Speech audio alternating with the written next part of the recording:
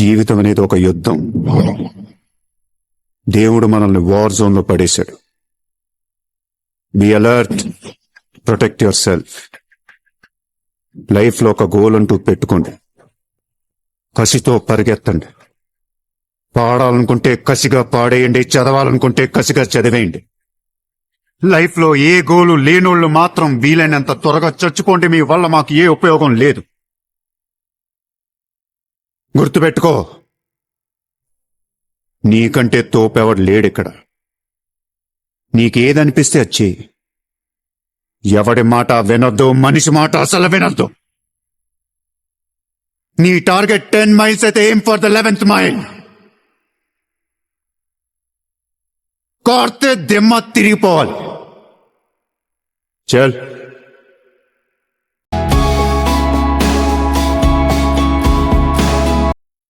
ఏ ప్రపంచం అయితే సక్సెస్ చుట్టూ తిరుగుతుందని మీరు చెప్పారో, ఒక్కసారి ఫెయిల్ అయితే అదే ప్రపంచం భూమిలో పాతేసి ఎక్కి తొక్కి ముందుకెళ్ళటానికి వెయిట్ చేస్తా ఉంటది.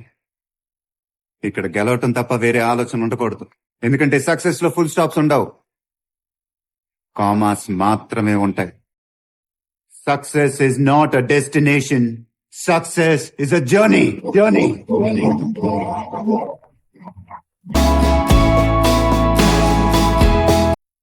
ఈ దేశం ఎముకలు కుళ్ళిన వయసు మళ్లిన సోమరపోతులది కాదు, మాది.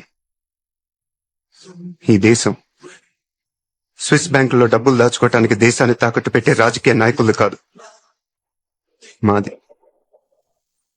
ఈ దేశం పోలీసుల చేతిలో ఉండాల్సిన తుపాకుల్ని ఫ్యాక్షనిస్టుల చేతిలో పెట్టి రౌడీ రాజ్యం చేయిస్తున్న హత్య రాజకీయవాదులది కాదు, మాది. ఈ దేశం తండ్రి చేస్తే కొడుక్కి, భర్త చేస్తే భార్యకి, అన్న చేస్తే తమ్ముడికి సీట్లు ఇచ్చే అవకాశవాద పార్టీలది కాదు, మాది. మా యువతరాన్ని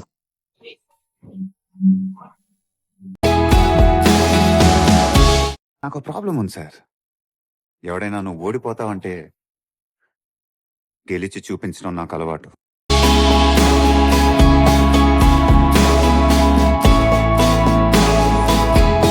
వాడేం చేస్తున్నాడు, వీడిలా ఉన్నాడు, నాకే ఎందుకు ఇలా అవుతుందని దే లూజ్ దెమ్సెల్వ్స్.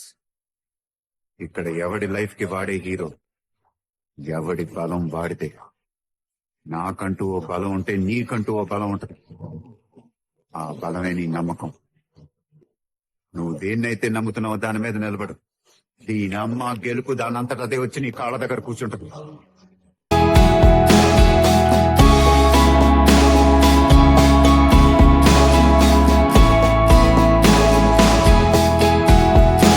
ఓడిపోతామనే భయంతో ఆటలో దిగితే ఎప్పటికీ గెలవలేం.